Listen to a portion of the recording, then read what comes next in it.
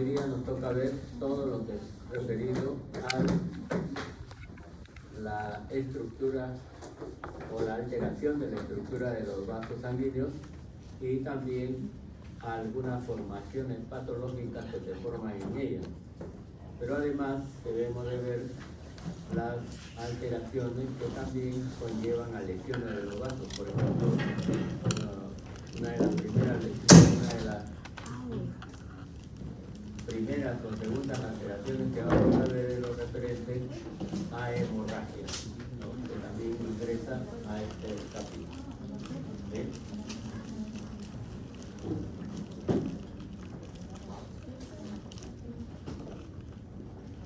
En este capítulo lo que vamos a desarrollar es comprendido de todas estas alteraciones.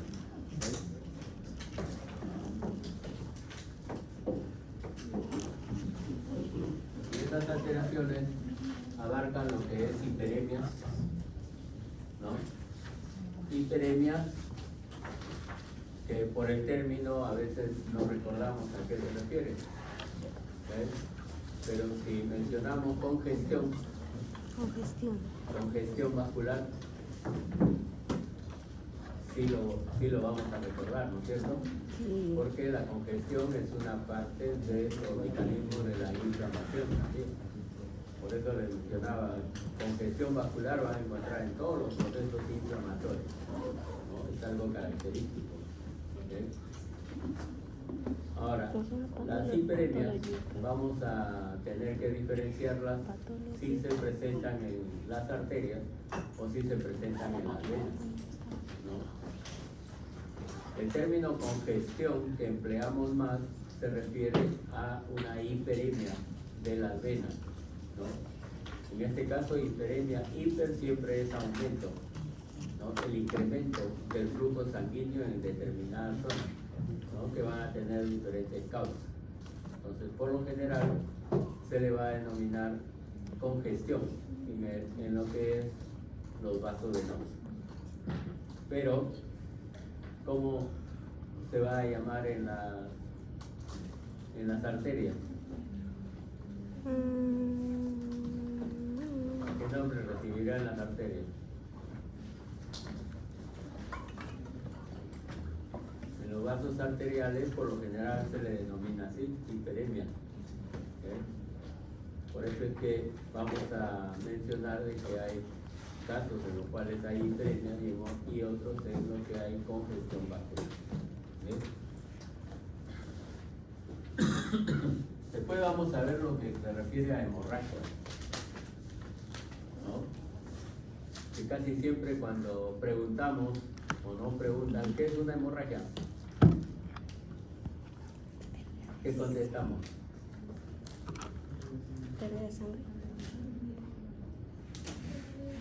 Pérdida de sangre masiva. Pérdida De sangre. pérdida de sangre.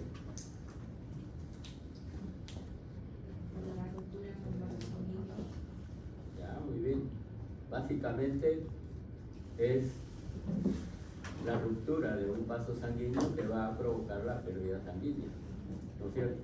Entonces, eso es porque muchas veces contestamos de esa forma, es una pérdida sanguínea o pérdida de sangre. Entonces, alguien le puede retrucar o contestar, una guerra también es una hemorragia, ¿o no? Porque hay pérdida de sangre, ¿no? Entonces, siempre lo básico, lo fundamental es que exista ruptura del vaso para que se produzca, o ruptura de la pared del vaso para que se produzca la hemorragia. ¿Okay? Luego vamos a tener este tema que ya lo conocen, que lo hemos visto en práctica, ¿no? Lo que es arteriosclerosis. ¿Okay? El nombre de la enfermedad es arteriosclerosis, pero la alteración se puede presentar en cualquier tipo de arteria, ¿no? Arteriosclerosis porque lo más frecuente que se presenta es en las arterias de mediano calibre, las que más conocemos también anatómicamente. Pero si se presenta en las arterias de mayor calibre, ¿no? Se le va a denominar arteriosclerosis. o ateroesclerosis, como mejor quieran pronunciar. Y si se presenta en los vasos pequeños arteriales, va a ser arterioloesclerosis, ¿no? Entonces se tiene que tener en cuenta el diámetro de las arterias. Luego viene el proceso de trombosis. También es un trastorno hemodinámico. Si hablamos de trombosis, ¿está en relación con qué? Plaquetas. No, definitivamente que está en relación a los vasos sanguíneos, pero Plaquetas. formación de coágulos. A veces van a encontrar ustedes la pregunta, ¿cómo diferencia un coágulo de un trombo? Por lo general eso se tiene que conocer cuando uno hace la disección de un cadáver. Cuando uno está en plena autopsia o necropsia, como hemos mencionado, ¿no? De repente el diagnóstico clínico del paciente que ya es cadáver representa ahí, murió por una trombosis a nivel pulmonar o a nivel cerebral, ¿no? Entonces hay que demostrar eso en la autopsia, confirmar, ¿no? Entonces, ¿cómo hacemos? ¿Cómo diferenciamos un coágulo de un trombo? Porque cuando uno ya está inerte, ya la sangre no circula y la sangre se queda coagulada en el interior del vaso, ¿no es cierto? Entonces, ¿cómo diferenciamos si es coágulo o es trombo?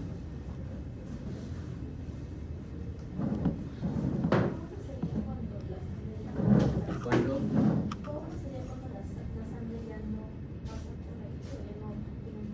coágulo,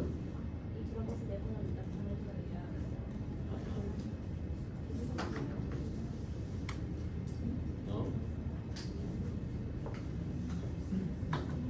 Por ejemplo, nosotros cuando nos hacemos una herida, siempre decimos hay que esperar que se coagule la sangre, ¿no? Y el hecho de que se coagule va a calmar ese sangrado en la herida, ¿no es cierto? ¿Y qué interviene para que se forme el coágulo? Factores de El factor de coagulación, ¿no es cierto? En el cual tiene singular importancia, ¿no? Todos los factores que conocemos, ¿no? Ya mandaron. ¿Eh? Sí, lo sacas. Pon WhatsApp. ¿Dónde está WhatsApp? Sale ahí. Cuando uno ya está inerte, toda la sangre se coagula, ya no circula. No, ese no. Infórmale.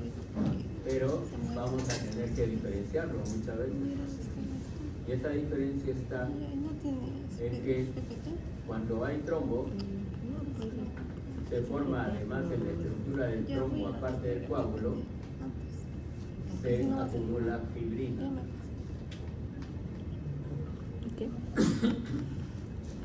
Y esa fibrina es lo que adhiere al trombo a la pared del vaso. Por eso el trombo siempre está adherido a la pared del vaso. Es una condición primordial para reconocer que es un trombo.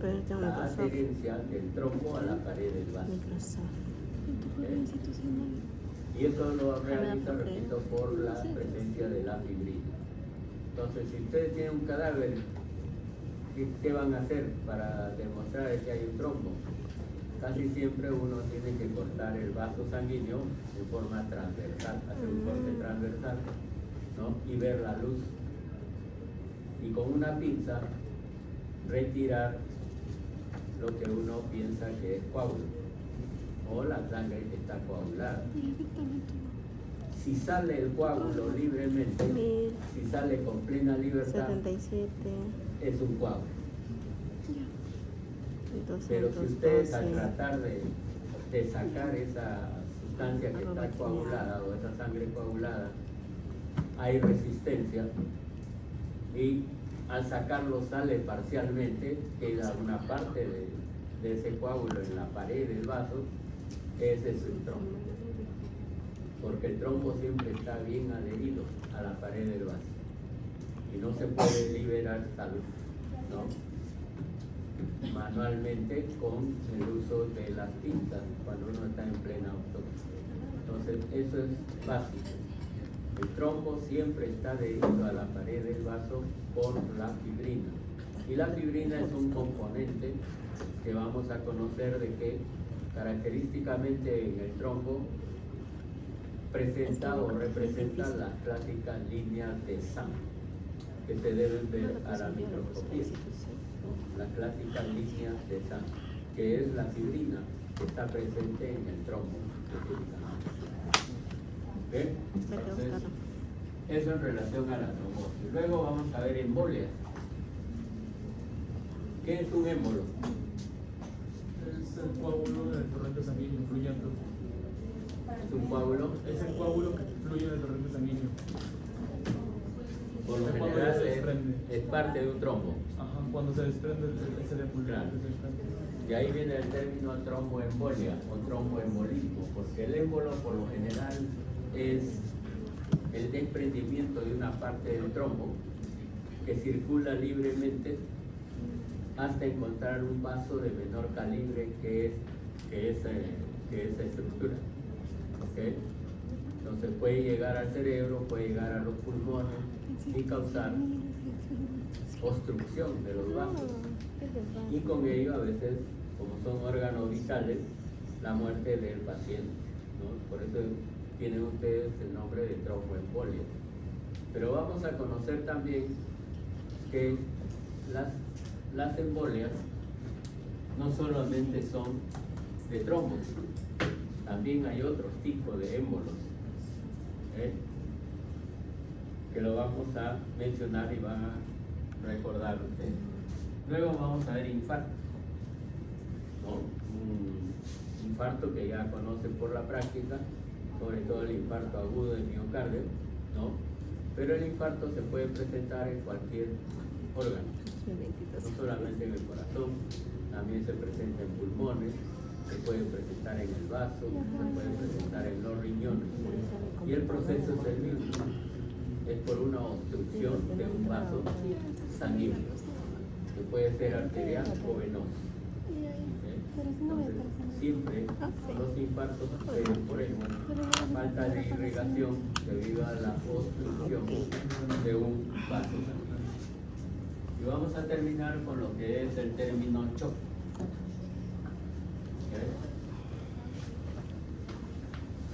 El término shock, ¿a qué se va a referir? A un estado de disfunción, dice. ¿Pero de qué? ¿Ah? Podría ser. ¿Ok? ¿No?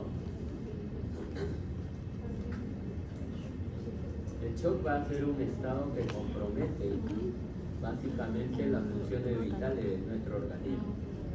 Y eso es importante conocerlo, ¿no? Si nuestras funciones vitales están muy venidas a menos, el paciente entra en shock. Shock que tiene que corregirse siempre. Y si no se corrige, como hemos dicho en el caso de la hipovolemia, ¿no? El paciente entra en otro estadio más severo que es el coma, ¿no?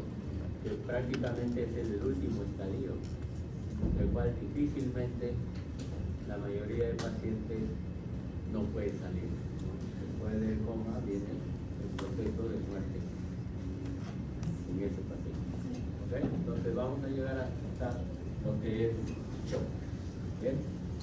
Recuerden que para la palabra shock siempre es algo que llama la atención, es algo grave, ¿no? O algo que va a tener mayor gravedad. Recuerden que también hay shock económico, ¿no es cierto? Hemos tenido varias veces, ¿no? En diferentes gobiernos shock económico, ¿no? El shock no se presenta solo en el aspecto de salud, también en el área de economía. Bien, vamos a ver lo que corresponde a hiperemia. Hiper es aumento, ¿no es cierto? Hemosangre, en este caso, se define como el incremento del flujo sanguíneo en un determinado órgano o también en un determinado lugar de nuestro organismo. ¿Okay?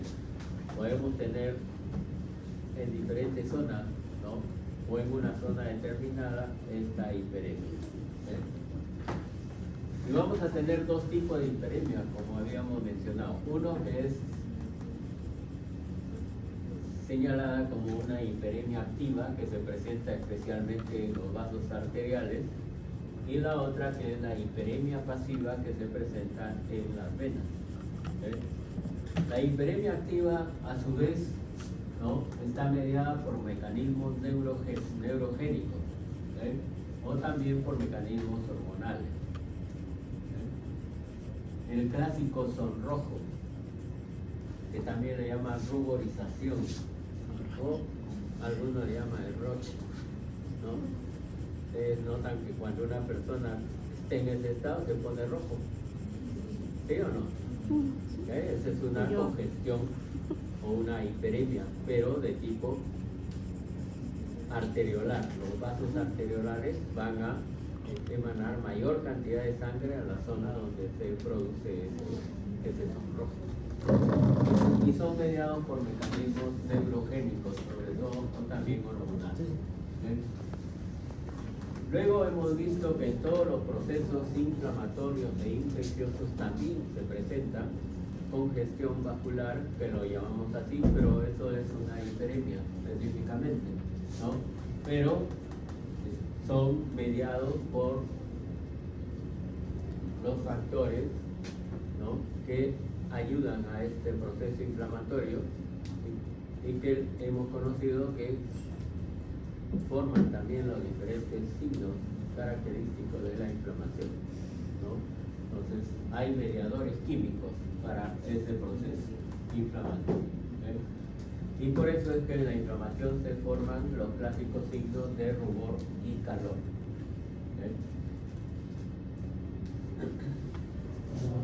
Y cuando alguien está con fiebre, definitivamente se nota también porque su facies se sonroja, ¿no? Se vuelve más roja de lo habitual.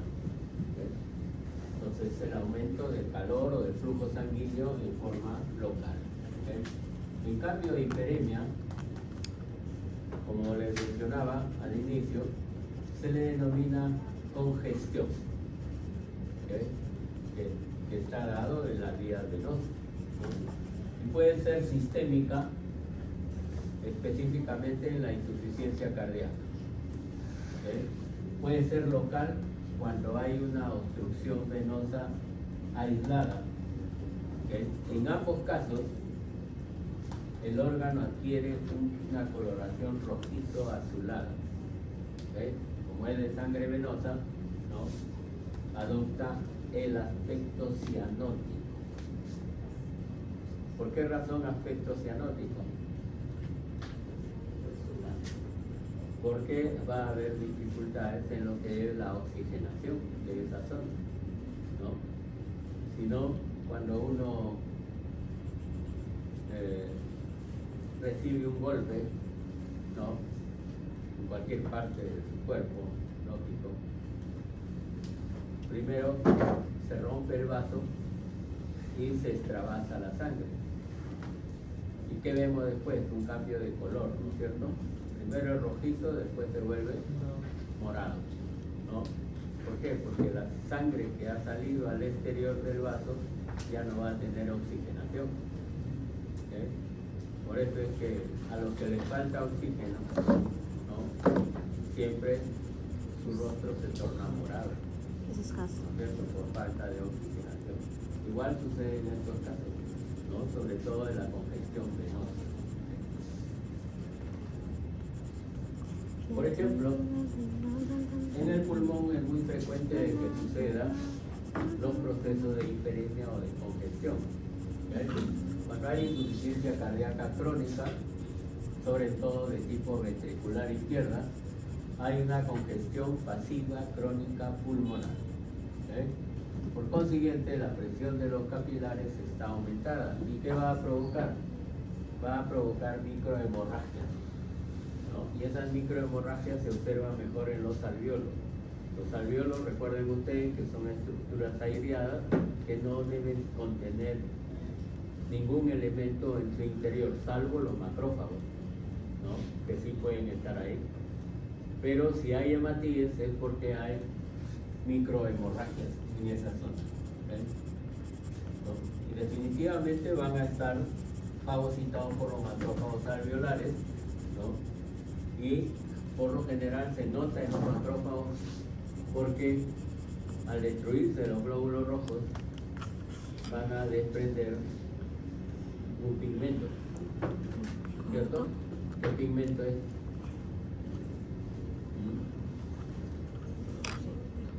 ¿Qué pregunta? ¿Ustedes recuerdan cuando un glóbulo rojo se destruye? ¿Qué va a pasar? El contenido de los glóbulos rojos es la hemoglobina, ¿no es cierto? Esta hemoglobina se va a prácticamente destruir, ¿no? Y se separa como si nosotros esta palabra hemoglobina la separáramos en dos sílabas, ¿cierto? Uno que es el núcleo M No la estamos botando. y el otro que es Jenny, la globina, no mentira. ¿cierto? Sí. Por un lado, la globina pasa a formar parte de las inmunoglobulinas de nuestro organismo. Estoy antes de no me estoy Bien. con cojotes. Pero ¿Ok? sabe. No, dale. Mientras que el núcleo M va a dar origen a qué? El núcleo M va a dar origen a dos pigmentos, ¿no? Uno, que es el pigmento férrico, ¿no es cierto? Que se llama, ¿qué nombre recibe?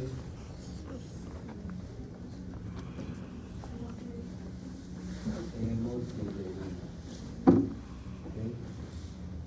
Y precisamente sider significa hierro. Sider significa hierro.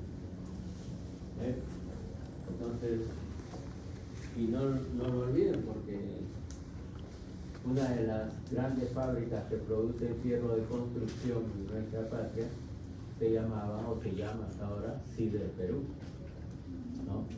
Que Sider significa hierro. Entonces la hemosiderina se le denomina de esa forma porque contiene hierro, es el pigmento férrico.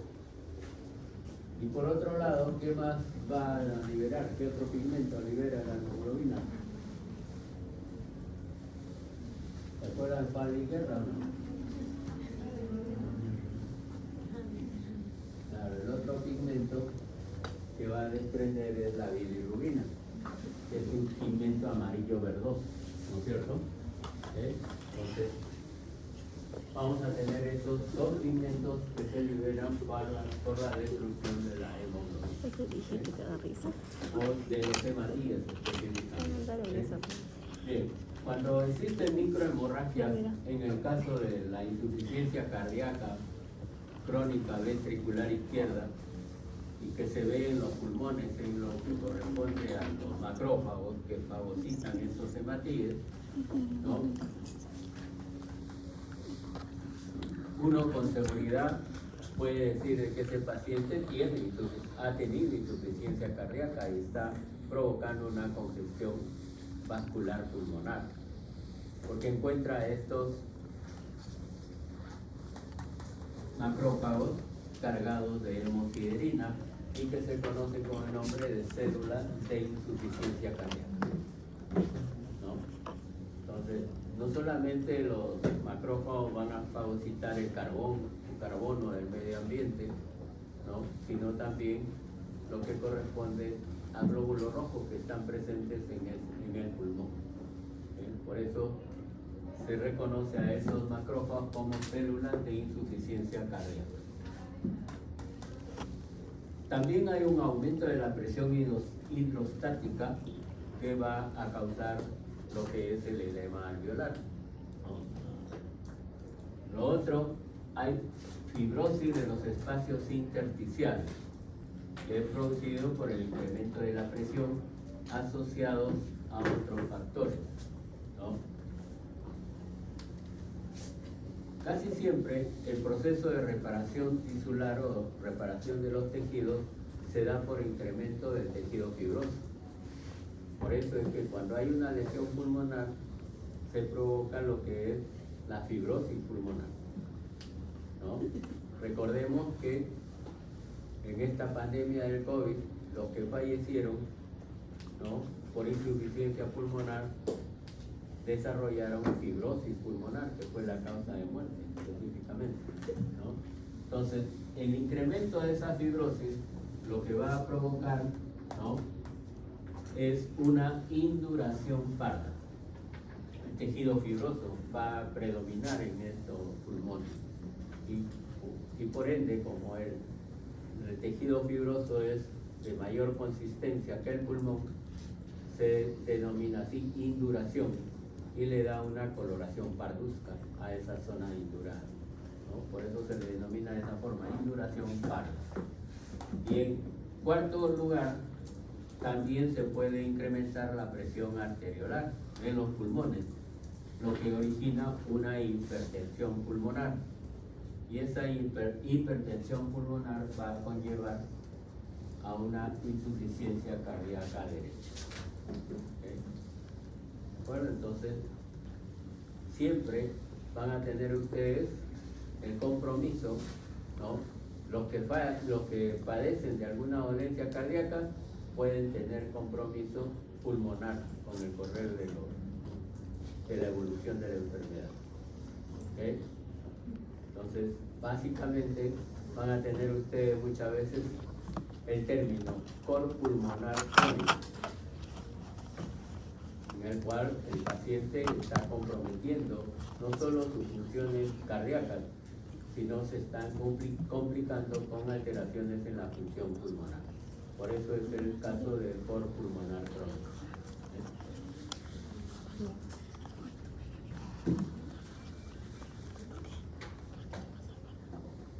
Bien, aunque este gráfico o esta microscopía está referido a una neumonía por citomegalovirus, también puede comprometer al pulmón con edema o con algunos otros procesos característicos de la inflamación, ¿no? Esta es una infección por citomegalovirus que se conoce siempre por la presencia de inclusiones intranucleares, ¿okay? Inclusiones dentro de los núcleos de las células, sobre todo puede ser de los neumocitos o también en las mismas células macrofágicas. ¿Okay? Los cuerpos de inclusión son característicos en todo proceso viral, ¿no? Son inclusiones nucleares o también pueden presentarse como inclusiones citoplasmáticas. ¿Okay? En este caso del citomegalovirus, la inclusión a nivel del núcleo, ¿no? Ese es diagnóstico para la infección por citomegalovirus. El otro órgano que también es afecto por lo que concierne a congestión, ¿no?, es el hígado. Recuerden que el hígado tiene la participación de las dos grandes venas de nuestro organismo, ¿no es cierto? Sí. Las venas Portal. Las venas cavas. Las venas cavas inferior y superior, ¿no? Una que lleva, ¿no?, el contenido de la sangre venosa hacia el hígado y la otra que lo va a prácticamente lleva la sangre del hígado hacia los pulmones para que pueda realizarse la respectiva o el respectivo intercambio gaseoso a nivel pulmonar. Entonces, el hígado tiene esa importancia, ¿no? Va a estar prácticamente caracterizado por alteraciones de las venas. En este caso de las venas, tanto vena cava inferior o venas cavas superiores. Macroscópicamente, ¿recuerdan ustedes lo normal, de qué color es normal el hígado? Rojizo. Color rojo vinoso, ¿no es cierto? Pero cuando el hígado está congestivo, cambia su coloración. Va a adoptar áreas como estas, unas áreas oscuras y otras áreas claras, ¿no? Las áreas oscuras definitivamente es de color rojizo y las áreas más claras son ligeramente parduzcas, ¿no? Entonces a esto se le conoce con el nombre de congestión hepática, ¿okay? Y es característico verlo, ¿no? Si ustedes logran ver un hígado que no tiene la coloración habitual de su normalidad, que es color rojo vinoso, ¿no? Si lo ven ligeramente amarillento o áreas claras y oscuras, con toda seguridad pueden decir de que ese hígado tiene una congestión pasiva, crónica, ¿no? Y esa congestión pasiva precisamente está dada por lo que se refiere a la mayor carga, ¿no?, que existe a nivel de las venas cavas, que se bifurca con todos los ramales que tiene dentro del hígado, ¿okay? Y eso es lo que origina estas áreas claras y oscuras que le dan este aspecto al hígado, que es conocido como la clásica nuez moscada. ¿Conocen la nuez moscada? Sí, ¿cierto? ¿Okay? Prácticamente la nuez es molida, ¿no? ¿Okay? La nuez moscada que adopta una coloración así clara y oscura, ¿no? Unos casos son amarillenta y otros con una coloración parda, ¿okay? Entonces la clásica imagen de nuez moscada que corresponde a la congestión pasiva crónica del hígado, ¿okay? Bien, cuando la congestión es duradera, va a llevar el engrosamiento de las venas centrales y también de la fibrosis centronuclear. En casos extremos de congestión asociados a pericarditis constrictiva o también asociado a estenosis tricuspidia, la fibrosis es generalizada. Y la fibrosis en el hígado se conoce como Cirrosis. como cirrosis. Entonces también puede haber otro cuadro cirrótico en el hígado que se conoce con el nombre de cirrosis cardíaca. Cirrosis cardíaca cuando está asociado a pericarditis constrictiva o también a estenosis tricuspidia, ¿sí? Provoca fibrosis hepática, que es la denominada cirrosis cardíaca.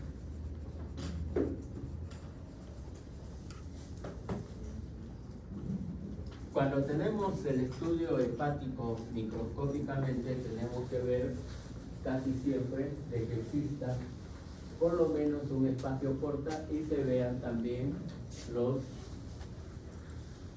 que corresponde a las venas centrales, ¿no? Recuerden que las biopsias siempre son elementos de un órgano, pero muy pequeños, ¿no? Y en el caso del hígado se obtiene como hilos, parecen hilos, ¿no? Se toma con una aguja que se le denomina de esa forma, aguja biópsica, ¿no?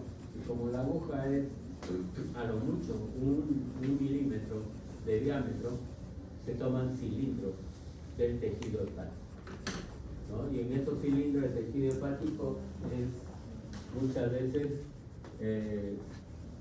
tener suerte para ver el tejido del hígado, ¿okay? Y de hecho tiene que ser realizado por un gastroenterólogo o un cirujano que tenga experiencia en haber hecho ese tipo de biopsias con aguja, ¿no? Porque es diferente tomar un fragmento del hígado, ¿no?, en una operación abierta, ¿no?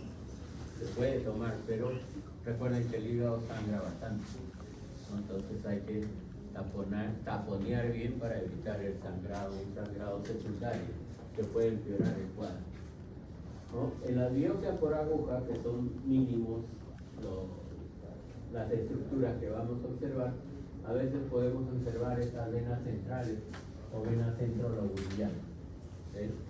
Que muchas veces van a estar prácticamente dilatados, ¿no? Y esa dilatación va a conllevar a que los sinusoides estén con una mayor carga de hematíes. Y eso es lo que se traduce microscópicamente en lo que se refiere la congestión pasiva crónica del hígado, ¿no? Sinusoides con una buena cantidad de hematíes en toda su extensión. ¿Bien? Recuerden ustedes de que también es posible en el hígado observar alteraciones de los hepatocitos que están alrededor de esta vena central, ¿no es cierto? ¿Se acuerdan del lobulillo portal? Sí. ¿Sí? O el lobulillo de Rapaport. ¿Se acuerdan?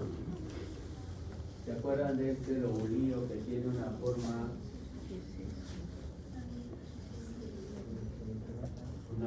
romboidal, en el cual los vértices que están más alejados corresponden a la vena central, ¿sí? Y los vértices que están más cercanos corresponden a los espacios cortos,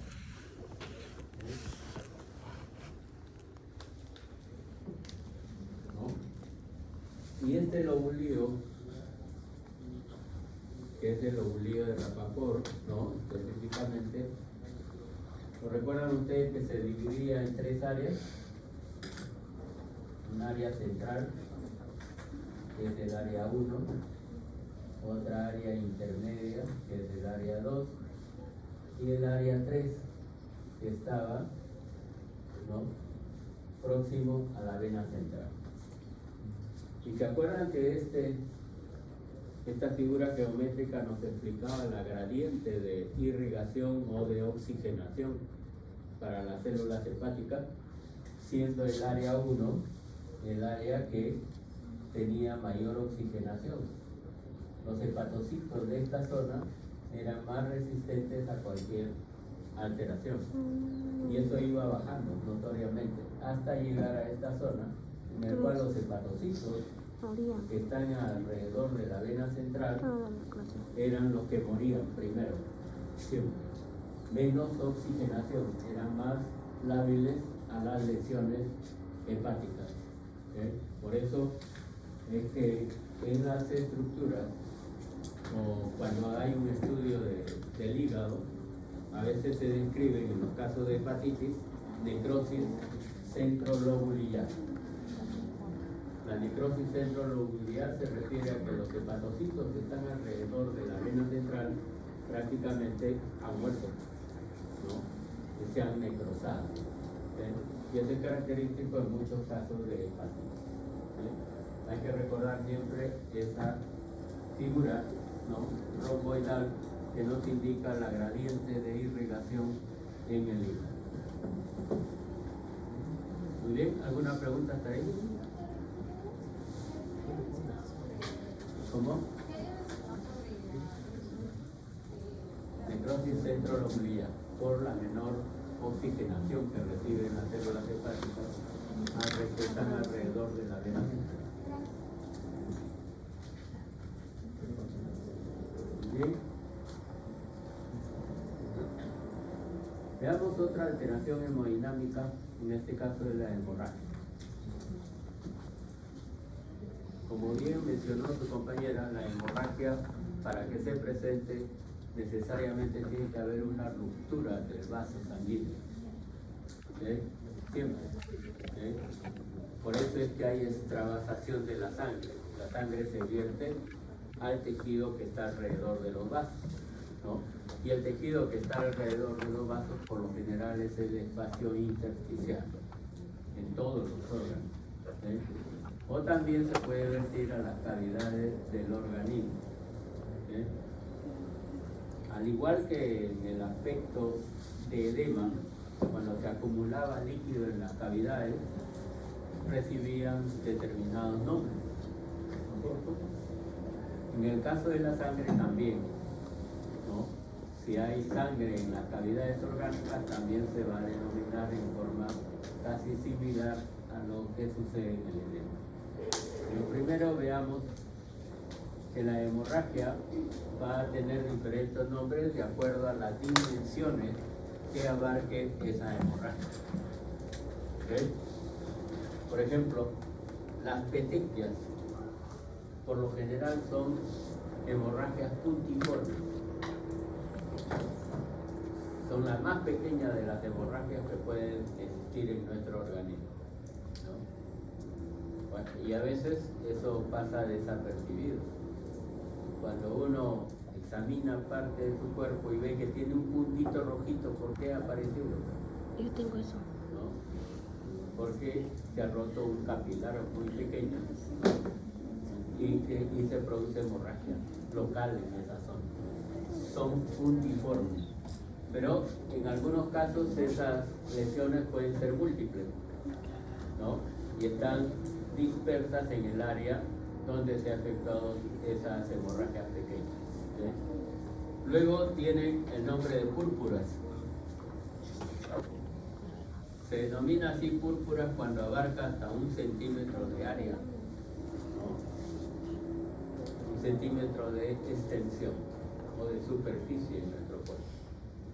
Y ustedes van a escuchar que hay un síndrome purpúrico, ¿no es cierto? El síndrome purpúrico precisamente se refiere a que se forman estas hemorragias que son notorias, ¿no? Y que se presentan en diferentes partes del organismo. Y ese síndrome purpúrico está relacionado específicamente con los factores de coagulación y con la deficiencia de plaquetas. ¿Okay? Entonces hay que tener en cuenta, siempre que encuentren púrpura, ¿no? Si se generaliza en el organismo, es parte de lo que se conoce como síndrome purpúrico, que hay que encontrar la causa. Por lo general está relacionado con alteraciones de los factores de coagulación y con las deficiencias de plaquetas. ¿Sí? Y luego tienen hemorragias mucho más notorias, que son las equimosis o hematomas. Lógico, cuando son mayores a 1 centímetro de superficie. Reciben ese nombre, equimosis o hematoma, ¿no? Todos hemos estado muchas veces expuestos a este tipo de hematomas, ¿no es cierto? Por lo general accidentalmente, siempre. ¿Okay? ¿No? Entonces, nadie está libre de un golpe, ¿no es cierto? Entonces, se puede presentar esta extravasación de sangre más amplia o de mayor dimensión, que se conoce con el nombre de equimosis o hematoma. Acá tienen los ejemplos característicos. Las petequias, les mencionaba, pueden ser numerosas, pero todas son pequeñas, todas son puntiformes, por lo general. Petequias. Luego tienen el síndrome, las púrpuras, son un poco más grandes, ¿no? Y pueden estar esparcidas a lo largo de todo nuestro organismo. Y los equimosis o hematomas, que son más notorios, ¿no? Una extensión mucho mayor y que siempre es producido por agentes traumáticos. Bien, cuando afecta a las cavidades orgánicas también recibe un nombre bastante peculiar de acuerdo a la cavidad que está comprometida. Va a ser hemotórax si hay hemorragia en la cavidad torácica. Se va a denominar hemopericardio si es que está presente en la cavidad pericárdica. Se va a denominar hemoperitoneo cuando está en la cavidad abdominal.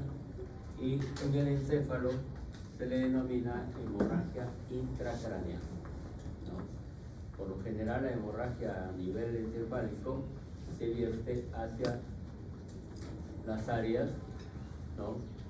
Por debajo del hueso, debajo de la calota, siempre y cuando sean esas lesiones superficiales en el cerebro. En otros casos van a invadir lo que son los ventrículos cerebrales y también el parénquima cerebral, ¿no?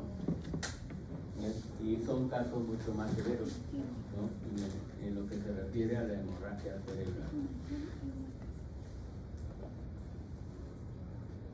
Bien.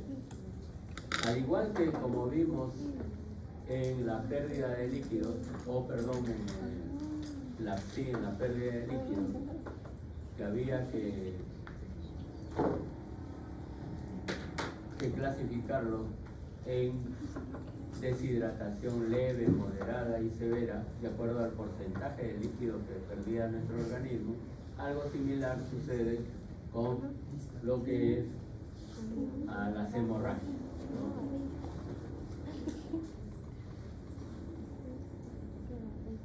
En este caso son dos las clasificaciones en las cuales se puede considerar que las pérdidas sanguíneas que lleguen al 10% o menos del total de la sangre, ¿no? Siempre son de reposición rápida y no significan mucho en cuanto a la evolución para el paciente, ¿no? Siempre son no significativas, pero van a ser significativas cuando se pierde el 25% o la cuarta parte del total del volumen sanguíneo, ¿no? Por lo general, las hemorragias se traducen, ¿no? Cuando a uno le dosan la hemoglobina, ¿no es cierto? O el hematocrito, que es la concentración. El hematocrito es la concentración de hemoglobina en nuestro organismo, ¿no? Pero la hemoglobina también, ¿no? Eso es lo que nos va a dar más, ¿no? Una visión más cercana de qué está produciéndose en el paciente, ¿okay?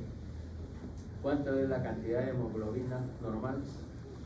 14. ¿En varones? En varones hasta 14, ¿no? 16. Y en damas puede ser 13 o 12, lo normal de la hemoglobina. ¿Okay? Entonces, prácticamente, ¿no? Si uno llega a disminuir esa cantidad de hemoglobina, siempre hay que investigar por qué está perdiendo sangre, ¿no? Porque el hecho de estar la hemoglobina disminuida significa pérdida sanguínea o hemorragia que se produce en el interior del organismo. Por eso es que pueden haber casos en el cual en nuestro organismo haya sangrados mínimos, pero que son frecuentes, que conllevan a un cuadro de mayor gravedad, pueden llevar a un choque hipovolémico, ¿no? Son pérdidas graduales, ¿no? O consecutivas, aunque en poca cantidad. Y eso sucede muchas veces, ¿no? Cuando hay hemorragia digestiva, ¿no? Cuando uno tiene una hemorragia digestiva, por A o B razones, ¿no? Estas pérdidas se van incrementando en forma progresiva. Y eso se denota cuando hay disminución de la hemoglobina, ¿no? La hemoglobina puede bajar hasta 7, 6 y en algunos casos hasta 5, ¿no? Y la persona todavía puede deambular. Pero en el caso de hemorragia digestiva, a veces las hemorragias son masivas y sumamente rápidas, ¿no? Y hay que efectuar siempre el estudio interno de la vía digestiva, ¿no? Que es mediante los procesos endoscópicos para ver de dónde está sangrando el paciente. Entonces, es importante porque una hemorragia puede llevar a un shock hipovolémico. Bien. En las partes de lo que se refiere al tejido celular subcutáneo a veces no son muy significativas, ¿no? Como les mencionaba, algún traumatismo no puede causar hemorragias locales en diferentes partes de nuestro cuerpo. Pero si se localiza en el cerebro, sí puede conllevar a la muerte, ¿no? ¿Okay? porque va a aumentar la presión intracraneal y hay herniación de las amígdalas cerebelosas específicamente, ¿no? Puede conllevar a la muerte. Entonces, las hemorragias externas, o como úlceras sangrantes, fracturas expuestas, ¿no?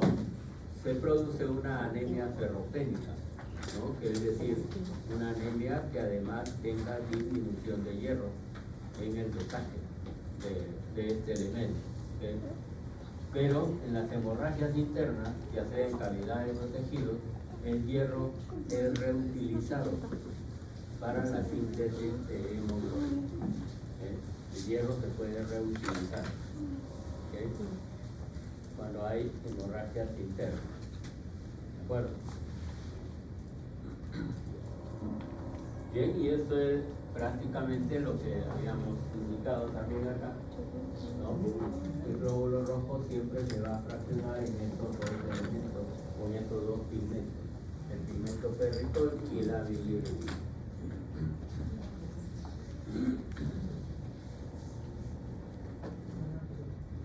Ya tienen un gráfico en el cual, a partir de esta lesión pequeña realizada a nivel del ventrículo, se produce una hemorragia bastante masiva y que abarca toda la cavidad perical. Y eso, lógicamente, da una insuficiencia cardíaca bastante rápida también, que puede llevar a la muerte al sujeto, ¿no? Porque el corazón no va a tener cómo realizar sus funciones. ¿Ves?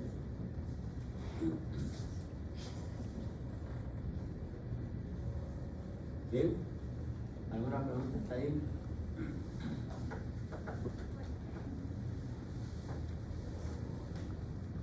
Luego llegamos a algo que ya conocen ustedes, lo hemos visto en práctica, también lo hemos mencionado, que lo que es la arteriosclerosis.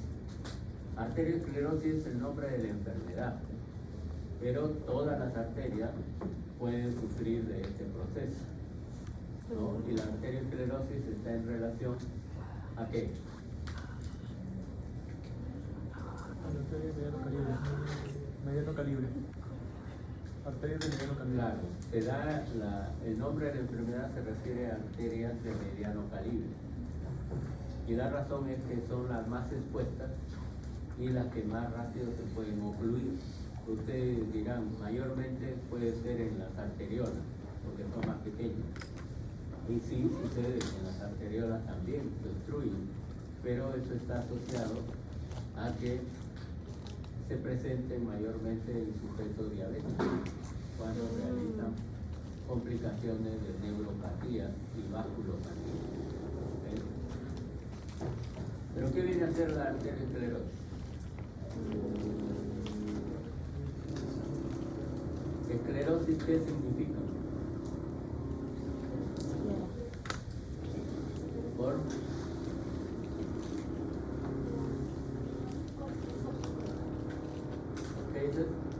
¿qué significa esclerosis?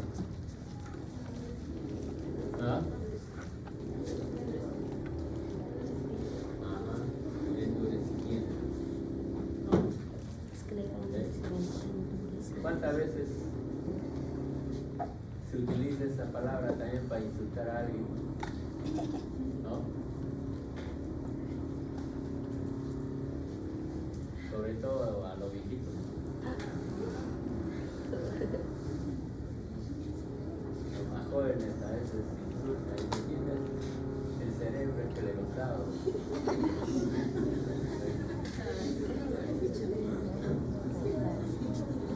La esclerosis precisamente es una rigidez mayor, ¿no? En el cual se le denomina así porque las arterias que tienen la capacidad de ser elásticas, ¿no? Sobre todo la aorta, pierden esa elasticidad, ya no pueden, ¿no? Por eso hay deficiencia en el riego sanguíneo también, ¿no? Debido a esa rigidez de las arterias.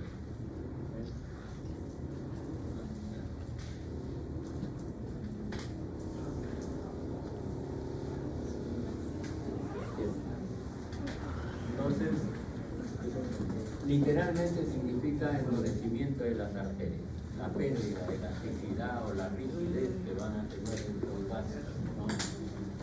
Pero arteriosclerosis es el nombre con el cual se conoce la enfermedad y siempre va a significar acúmulo de grasas o lípidos, especialmente colesterol, en la capa íntima de las arterias. ¿Okay? Pero para que se produzca ese proceso de acúmulo de lípidos en el interior de las arterias, sobre todo en la capa íntima, requiere de una condición muy especial, que es que siempre exista lesión endotelial, lesión del endotelio. Porque si el endotelio está normal, el colesterol no se va a depositar en el interior de los vasos arteriales. Por eso se dice, siempre tiene que haber una lesión del endotelio. Y esa lesión del endotelio consiste en que el endotelio se libere, ¿no? O se rompa en cierta forma para que las grasas puedan ingresar a la íntima, ¿okay? Y acumularse progresivamente en esa zona. Ahora, en estos procesos, como mencionamos, hay que diferenciar en términos de ateroesclerosis o arteriosclerosis, que es la afección de las arterias de gran calibre. Arterioesclerosis cuando se afectan las arterias de mediano calibre y arteriosclerosis cuando se produce en las arteriolas, ¿okay? O en las de poco calibre, ¿okay? Bien, entonces aquí ratificamos lo que es de que para que se produzca este proceso siempre es necesario que exista una lesión endotelial, ¿no? Y que permite el ingreso de lípidos a la capa íntima. Y ese ingreso de lípidos siempre se da en gotas, primero. Gotas que van a ser fagocitadas por los macrófagos, ¿no? Que a veces la fagocita en gran cantidad y se conocen como los clásicos, las clásicas células espumosas, ¿no es cierto? O histocitos espumosos, ¿okay? Porque tienen una gran cantidad de lípidos en su interior, ¿okay? Pero como siempre no tenemos control en la dieta, ¿no? O comemos muchas frituras o muchos alimentos que tengan una gran cantidad de grasa, ¿no? Es casi imposible que los macrófagos se den abasto para fagocitar toda esa cantidad de grasa. Entonces, ¿qué va a pasar? Se va a ir acumulando las grasas en la íntima y forma unas líneas que adoptan una coloración cremosa o amarillenta, que son líneas de grasa, que se conocen con el nombre de estría.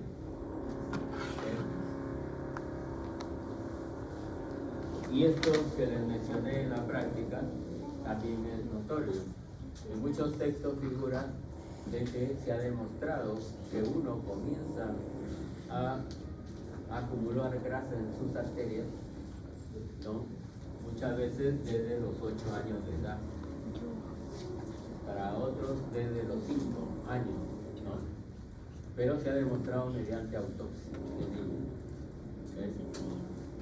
Ustedes han tenido oportunidad de ver la arteria aorta en anatomía de algunos de los cadáveres, o han visto todas las aortas normales, porque la superficie interna de las aortas debe ser lisa, ¿no? Y de una coloración homogénea en toda su extensión, en la parte interna. Pero cuando se presentan estos procesos de acúmulo de colesterol, se va a observar como si tuviese una superficie interna irregular, porque las placas, la placa de colesterol se van haciendo más relieve en la parte interna, ¿okay? Y además se vuelven duras. Se vuelven duras, ¿por qué razón? Porque ahí el calcio se impregna también junto con el colesterol y va a dar mayor rigidez todavía a la arteria. Y se forma una especie de placas, que se conoce con el nombre de placas de ateroma. Después de las estrías vienen las placas de ateroma. Esas placas de ateroma progresivamente se van a ir engrosando, ¿no? Y van a ir reduciendo la luz del vaso. Lógico que en la aorta va a ser más difícil porque es una arteria de gran calibre, pero en la de mediano calibre, que es con la que se conoce el nombre de la enfermedad, se va a efectuar ese progreso en forma más rápida, ¿no? Como decíamos en la práctica, ¿desde qué edad una persona comienza a tener molestias con el acúmulo de colesterol en sus arterias? 40. Más o menos un promedio entre los 35 y 40 años, ¿no? Que comienza, lo primero que va a sentir son cefaleas, definitivamente, ¿no? Muchas veces se echa la culpa al trabajo, ¿no? Si son ejecutivos, con mayor razón, el estrés de la labor que realizan diariamente, ¿no? Pero cuando van al médico, ahí recién van a confirmar de que puede deberse a esta alteración, a una arteriosclerosis. ¿Por qué razón? Porque el médico le va a medir la presión arterial y va a encontrar la presión arterial elevada, ¿no? Esa presión arterial también puede elevarse de acuerdo a muchas circunstancias, también que no son orgánicas, ¿no? Pero para estar más seguro, el médico le indica sus análisis, ¿no? Y entre esos análisis está el dosaje de todos los líquidos, ¿no? Colesterol, triglicéridos, ácidos grasos libres, ¿no? Entonces, incluso los dos tipos de colesterol, ¿no? El libre y el HDL y el LDL, ¿no es cierto? El de cadena ligera, cadena pesada, ¿sí? Entonces, los resultados pueden salir aumentados y desde esa fecha ese sujeto va a ser hipertenso y va a ser arteriosclerótico, ¿sí? No solo en la vejez se es arteriosclerótico, también uno comienza a desarrollar eso ya desde la edad de 35 o 40 años.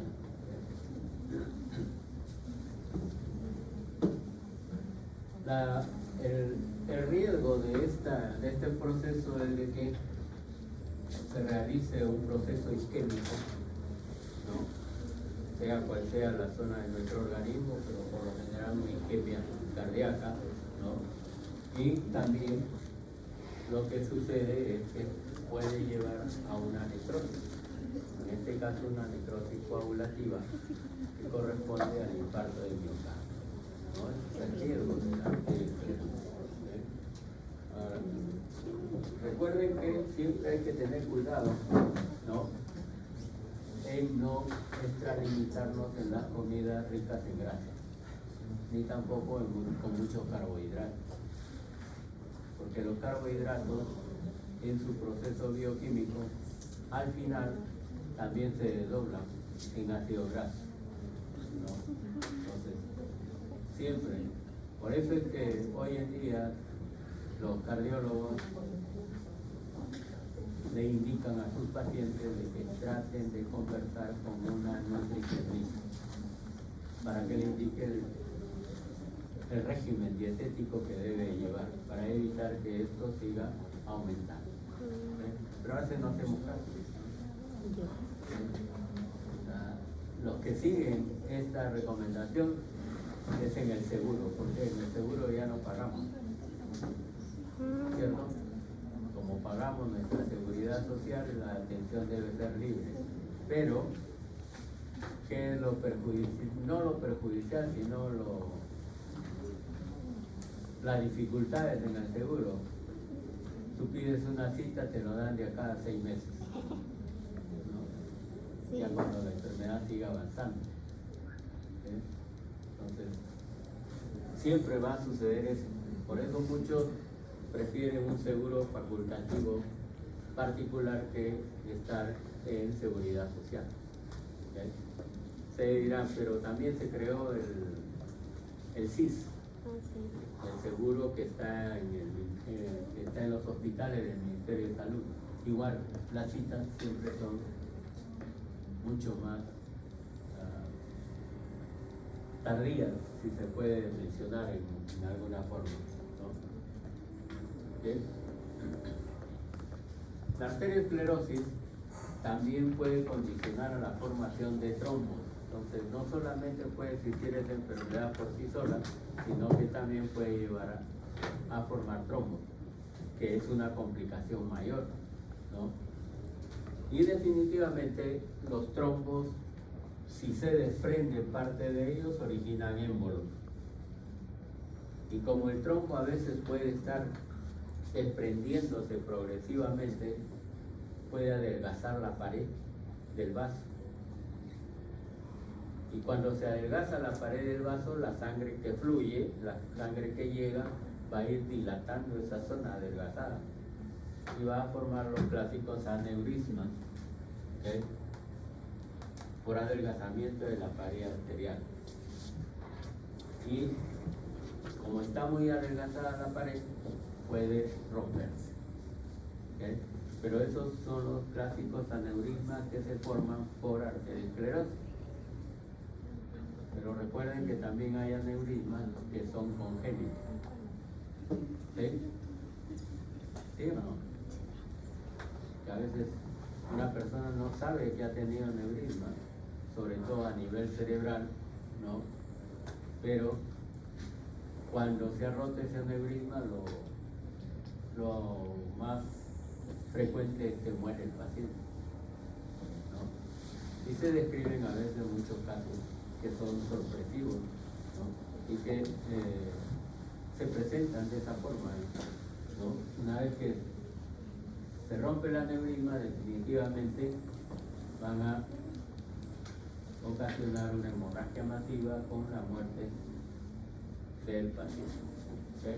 Bien, este es un gráfico de todo lo que hemos dicho, de cómo comienza el proceso de formación de las estrías primero son gotas, luego estrías de colesterol y después se van formando progresivamente las placas de ateroma. Estas placas pueden ir aumentando.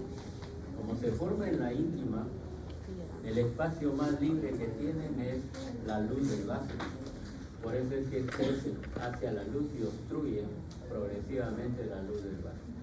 Y en la práctica hemos visto cómo estas arterias tienen la luz bien reducida, ¿no? Y toda la placa de ateroma formando lo que es parte de la capa íntima del vaso, ¿cierto?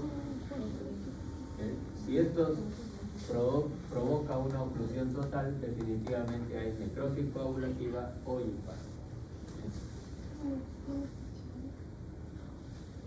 Acá tiene los ejemplos característicos.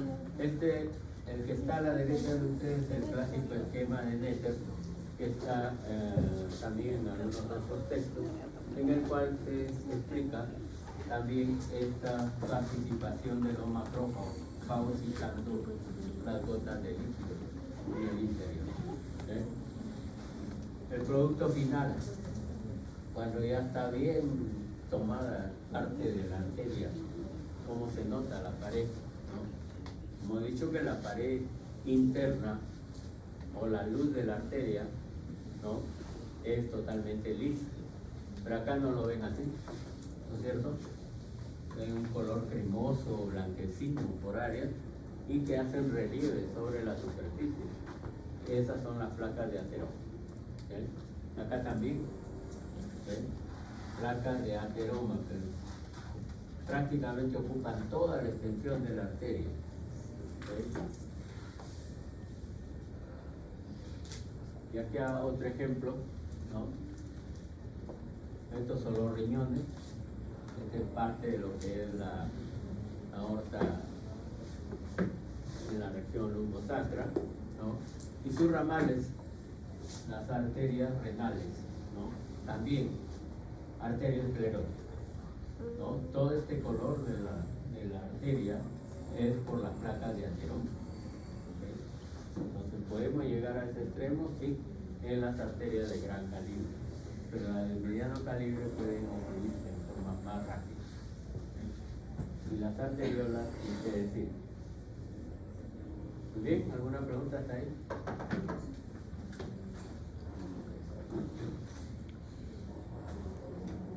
¿Descansaron? Sí, descansito. Descansito todo.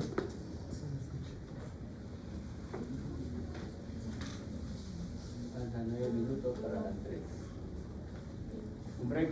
Sí. Después continuamos. Sí, ¿Siguiente sí. hora? ¿De acuerdo?